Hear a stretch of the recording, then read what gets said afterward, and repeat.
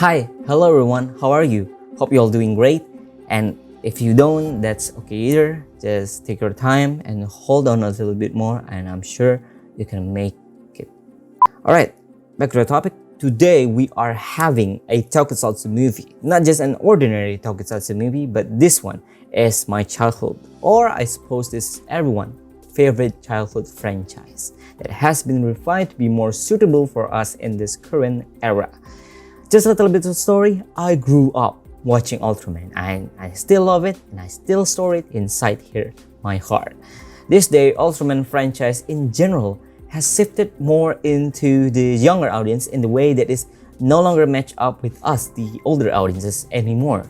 So I couldn't be more happier to know that Tsuburaya still care and remember about us, their older audiences, by hiring Hideaki Anno and Shinji Higuchi to make an Ultraman film for us, the older audiences.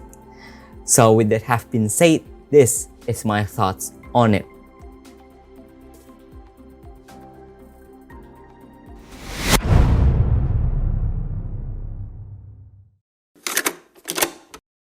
Shin Ultraman is a 2022 Japanese superhero kaiju film directed by Shinji Higuchi, written, co-produced, and co-directed by Hideaki Anno, a reimagining of Ultraman. The film is co-production between Toho Studio and Cine Bazar and presented by Tsuburaya Productions, Toho, and Studio Khara, studio that made Evangelion. It is the 37th film in the Ultraman franchise and the second reboot of the tokusatsu series to be adapted by Anno and Higuchi after Shin Godzilla, and also with the upcoming Shin Kamen Rider movie to be released next year in 2023. The film stars Takumi Saitoh, Masami Nagasawa, Hidetoshi Nishijima, Daiki Arioka, and Akari Hayami, and also with Anno himself, with Furuya as the 3D mock-up model reference for the Shin Ultraman himself.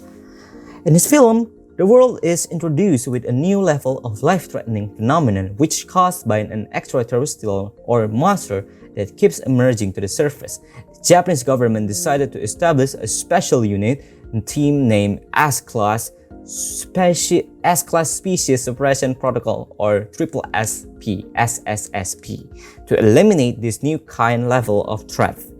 However, one day a new extraterrestrial showed up and is actually not threatening any life. Instead, it protects life. It helped everyone to fight out the monster, or I suppose the kaiju. The question is, who is this extraterrestrial exactly is?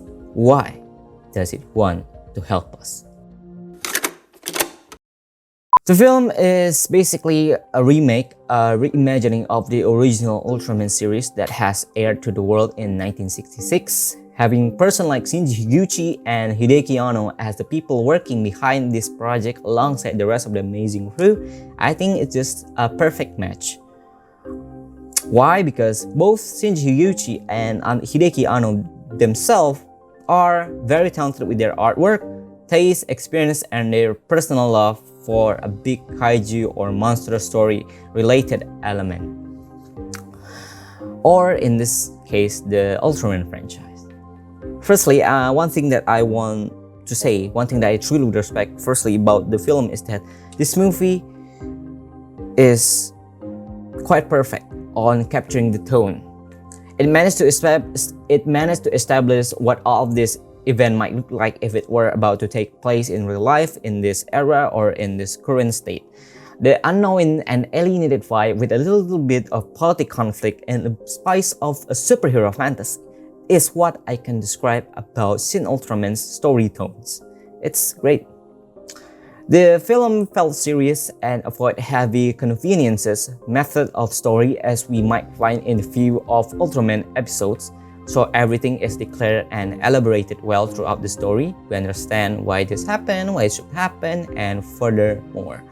Ultraman himself and the rest of the kaiju, specifically the aliens, or I suppose the Seijin in this franchise, really made me believe as if there was a chances of life in other galaxy. For example, usually in Ultraman series we can get a simple explanation of good and evil, but in this film it is leveled up to the level of philosophy. And another example is that at first chunks of the film, Ultraman disguising himself as the human for the first time, so he doesn't adapt that fast. He is somewhat rather stiff because he is still learning to be part of the mankind, and I really love that kind of detail, that kind of explanation. I really love that. Also, I really like the visual of this film. It's just really cool, gorgeous without being too much. The cinematography and the color palette by Osamu Ichikawa and Keizo Suzuki are stunning. Credit for both of them, really great. It fits well with the atmosphere. The music itself by Shiro Sagisu is an exceptional too. It is terrific while also paying a homage to its original theme. Some people may have problem with the CG of the film, but I don't, because I think people just put the standard too high. Because with all that we got, I think it's already enough. The level of CG that is brought to the film is already believable because it has matched up for the level and the needs in this film scale. So I think it's already good enough. I am personally amazed by the final fight with the Shin Zeton. It's just breathtaking and electrifying to see that final fight. It's just really it's really humongous. It's really great. Also, I considered it to be rather short. The human itself is shown to be more active and proven to be part of an important force of the resistance against the threatening life and death situation this time. The acting of all actor and actress is all superb, especially the female lead Masami Nagasawa, because she is the only one that is given more challenge among the other. However, this film did not give enough room to explore more of the intimacy of the team, like their activity, their relationship with each other, even outside of the work that they are given. Why I care about this, why I want this to be explored in this film, because aside of everything Ultraman can be, Ultraman is always a human story. How Ultraman want to know more about human and how human must do a kindness to each of them. And in this film, we didn't see much of that. Because of that, I think that's the weakness of this film. And because this film also mention or admit that one of the key themes that the film brought is that Ultraman wants to know more about human to understand them. That's why Ultraman wants to protect this vulnerable little creature, such that we name them as human. So yeah, wish we can see a little bit more of their background and their characterization of the human, of them. But yeah, that's all that I can say about Shin Ultraman for now.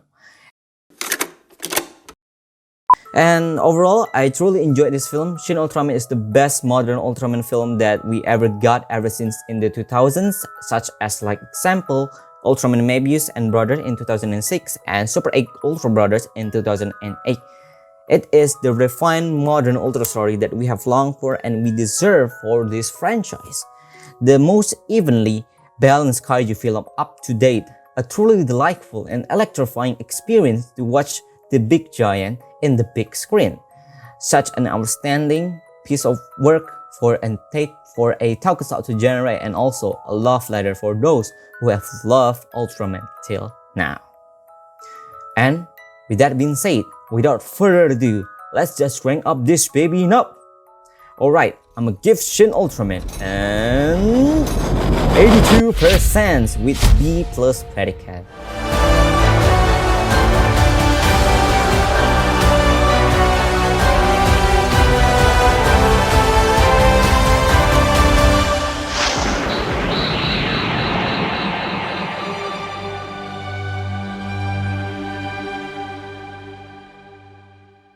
Hi again, thank you so much for watching the review until this point. Let me know of your own review, of your own comment, of your own opinion about the film in the comment section below. I would love to read them and I would love to hear a different side, different perspective of your mind. And also consider to check out the teaser trailer of my upcoming original short anime film, Love Letter. It is about a boy who wants to express his love confession to his crush but couldn't find the confidence to tell her straight away, so he decided to write her a love letter. It is still on production. Hopefully it will be released or finished this year, in the end of this year, or to be released in the early of next year. And you can check the teaser trailer in my YouTube channel, in the home, or you can by clicking the link in the description that I have put down. And that's all. Thank you again for watching, and I see you in the next chapter of this channel. Until then, see you. Goks. Ja ne.